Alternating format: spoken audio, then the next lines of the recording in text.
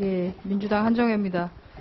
조금 아까 답을 주셨는데요. 몇 가지 질문을 조금 추가해서 하겠습니다. 한국일보 노사 갈등 사태 관련해서 제가 알고 있는 거를 좀 얘기를 해보겠습니다. 장제구 회장과 관련되어 있고요. 사측에서 편집국장을 5월 1일자로 강제적으로 보직 해임을 하면서 신임 편집국장을 임명을 했습니다. 그런데 신임 편집국장에 대해서 편집국원들이 임명 동의를 부결을 시켰습니다.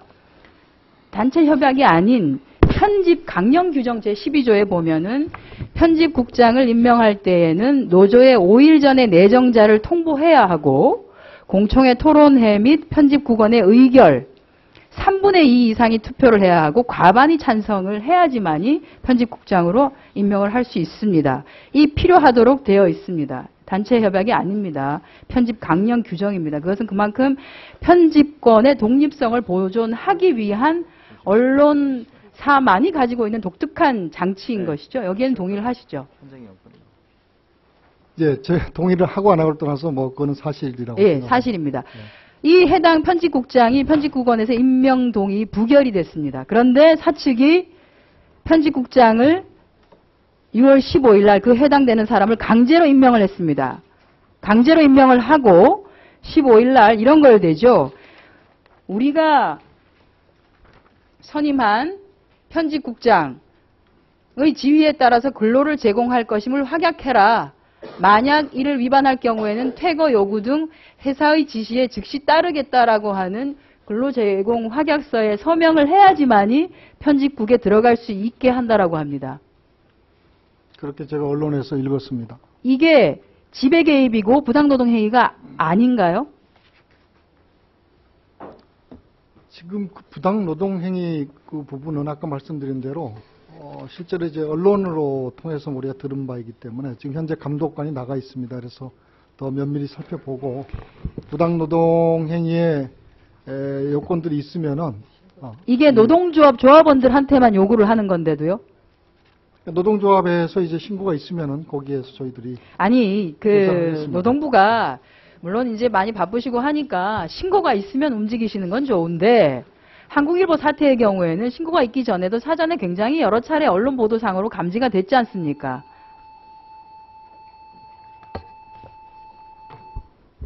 동의하시는 거죠, 우리 김경일 의원님? 네. 저는 이렇게 꼭 사고가 나고 난 뒤에 그리고 실질적으로 문제가 되는 건 용역까지 포함을 해서 직장 폐쇄가 일어났단 말입니다. 그러니까 기자들에게 편집국이라고 하는 것은 자기들의 기사를 생산해내는 생산의 현장입니다.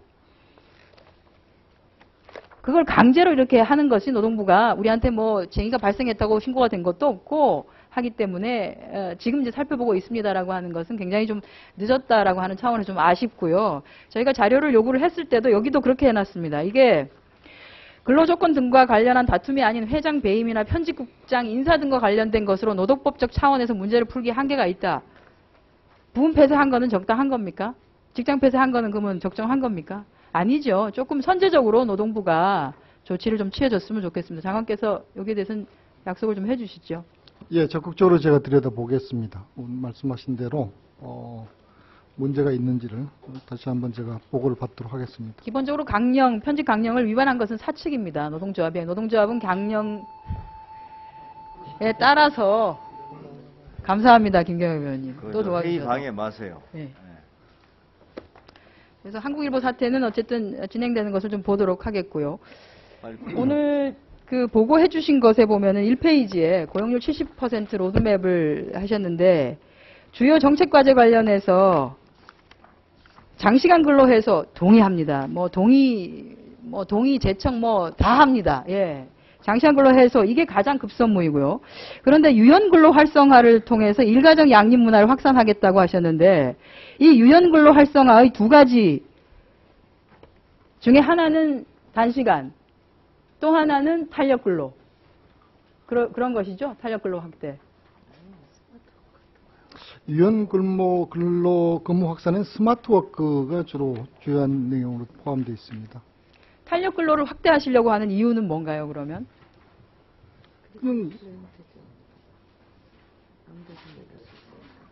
그러니까 탄력 근로의 형태가 탄력 하나의 근로를 스마트 워크가 확대를 돼요. 하는 것이 스마트 장시간 노동을 해소하는 데는 전혀 도움이 되지는 않죠. 전혀 관련은 없죠. 스마트 워크는 근로 시간하고는 스마트 워크하고는 좀 별개 아닌가요, 그거는? 그거는 스마트 탄력 워크는 근로, 시간하고는 노동부에서 상관이 제안을 없습니다. 하고 계시는 탄력 근로제의 확대 부분은 스마트 워크하고는 지금 얘기가 다른 얘기입니다. 장관님, 아니 네. 질문이 죄송한데 지금 많은 국민들이 이걸 시청하고 있을 텐데 스마트워크를 우리 국민들이 잘 몰라요. 예, 죄송합니다. 네. 용어를 좀 네. 설명을 하시면서 하십시오. 저도 잘 모르겠어요. 말을 알아들어야지. 예. 네, 집에서 이제 장소에 제한 없이 자기가 원하는 필요한 편리한 그런 장소에서 건, 예, 그건 뭐 일을 재택근로가, 할수 있는 재택근무가 될 수도 있고, 네, 그렇습니다. 또는 뭐 여기 지금 IT를 세종 청사로 이용해서 가시는 분들 IT 이용해서 하는 거, 예. 원거리에서 일을 할 수 있는 그런 예, 그게 주가 아니지 않습니까? 근데 센터는. 그 제도적으로 내놓은 것은 지금 탄력근로 확대하겠다라고 하는 거가 나와 있죠. 네, 그죠? 그렇습니다. 예. 네. 1년 평균 했을 때 어쨌든 평균 40시간 되면 된다라고 하는 거 아닙니까? 지금 그 규정은 좀 바꾸려고 합니다. 좀 예, 그게 지금 근로시간을 노동부가 낸 안이 그겁니다. 1년으로 평균 했을 때 40시간 안 넘으면 된다라고 하는 거죠. 법안에서도 지금 그런 것들을 포함하고 예, 그걸 있습니다. 주장하고 계신 거고요.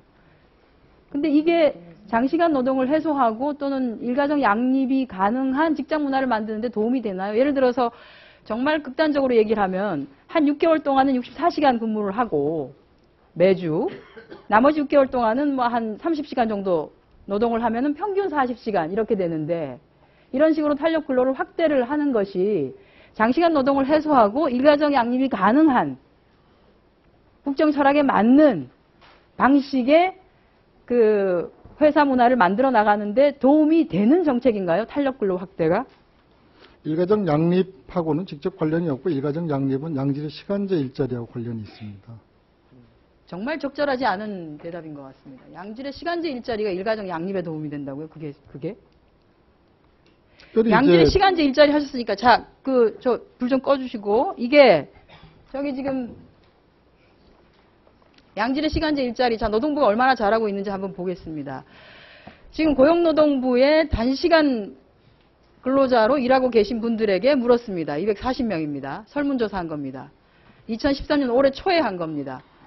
첫 번째 문항 물었습니다. 귀하는 단시간 근무 형태에 만족하십니까? 만족 13%, 불만족 87%. 자, 두 번째, 전일제 전환에 대한 귀하의 의견.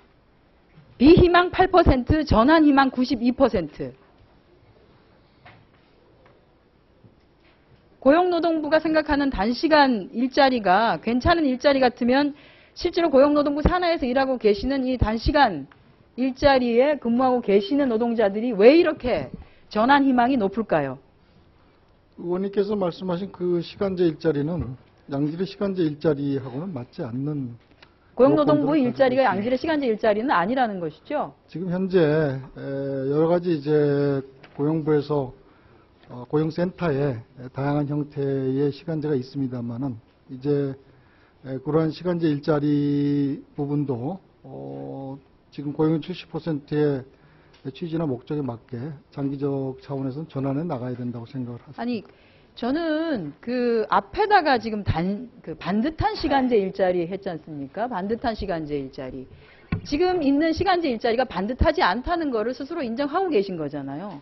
그럼 기존에 존재하고 있는 시간제 일자리에 대해서 지금 노동부 안에 있는 시간제 일자리에 대해서 반듯한 일자리로 만드는 게 먼저 돼야 되는 거 아닌가요? 먼저. 네, 그렇습니다. 양질의 시간제 일자리는 첫 번째 요건을 그래서 노동을 공급하는 근로자가 자발적인 수요가 있어야 됩니다. 그래서 그 첫 번째 요건으로 하고 있기 때문에 저기에 응답하신 분들은 아마 자기가 풀타임으로 일하고 싶은데 지금 파타임 풀타임으로 일하고 싶은데 네, 결국은 파타임 자리가 일자리를 없다는 하고 거 있어서. 아닙니까? 네, 그렇습니다. 그러면 제 그러면 우선순위는 장시간 노동 관행을 철폐하고 정상적인 노동시간 정상화를 만들기 위한 노력이 가장 우선이 돼야 되는 것이지 고용률 70% 저는 걱정되는 게 뭐냐 하면 이명박 정부 때 노사관계 선진화라는 명목으로 업무보고 때마다 제1번으로 왔던 게 근로시간 면제 제도 정착 현황이라고 하는 게 제일 먼저 보고가 됐습니다.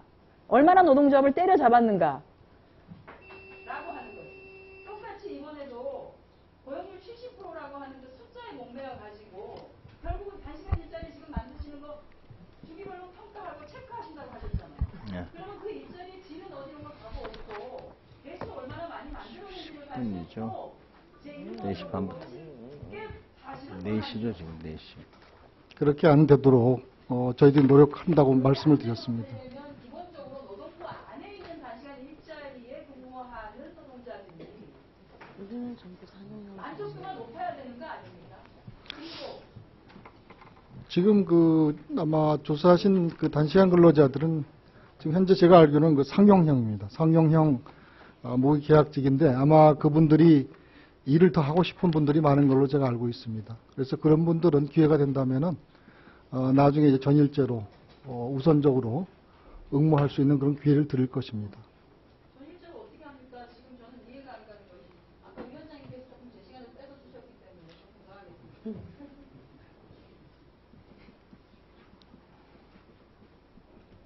애초에 지금 공무원을 채용을 하는데 단시간 일자리로 공무원을 채용을 하신다고 하시는데요. 근데 공무원 연금에 적용되는 것도 아니고 국민연금으로 적용하시겠다고 하시는 거잖아요. 국민연금하고 공무원연금은 태생적으로 다르게 되어 있습니다. 그 사람들이 나중에 그러면 전일제로 희망을 하게 되는 경우에 그게 가능합니까? 의원님 말씀하신 그 국민연금 부분은 제가 잘 알지 못하는 부분입니다만은 제가 알기로는 그 파타임 공무원, 정규직 공무원 일자리는 그러면 지금 이번에 만드시는 단시간 노동 일자리도 공무원연금에 가입이 되는 건가요? 네, 그거는 그래서, 좋습니다. 예, 연금법 또 개정을 하나는 상정하고 있습니다. 또 하나는 지금 모든 것을 시간에 근무해서 얘기를 하신다고 하는 시간에 비례해서 복지 부분을 준다고 하는데 그러면 가족수당 같은 것도 시간에 비례해서 줘야 됩니까? 그런 부분까지는 예, 저희가 그 아니 구체적으로 원칙을 정하시라고요. 지금 임금 관련해서 지금 있는 단시간 노동, 단시간 근로자들이 가지고 있는 불만이 그런 것들입니다. 예, 의원님 그 임금 복리후생 부분에 시간 비례를 하되 구체적으로 나눌 수 없는 수당에 대해서는 시간을 일을 하기 때문에 5시간에 비례하는 예를 들어서 가족수당을 줄 것 같으면 8시간 플러스 알파 해가지고 맨날 연장 근무하는 사람들은 더 줘야 되는 거죠. 그래서 그 시간 비례로 모든 그 임금 복지 부분을 다 해소할 수 없는 부분에 대해서는 복지는 그 회사에 근무하는 직원이기 때문에 대상이 되는 겁니다. 원님 제가 말을 맞춰야지 제가 의도하는 말씀을 좀 들어주시면 좋겠습니다. 될 수 있으면은 우리가 시간 비례에 의해서 나눌 수 없는 수당 부분에 대해서는 적극적으로 파타임 일자리라고 해서 손해보지 않도록 그런 방향으로 정책을 해 나가겠습니다. 네, 자. 많이 노력하겠습니다. 네. 네. 한정희 의원님 수고하셨습니다.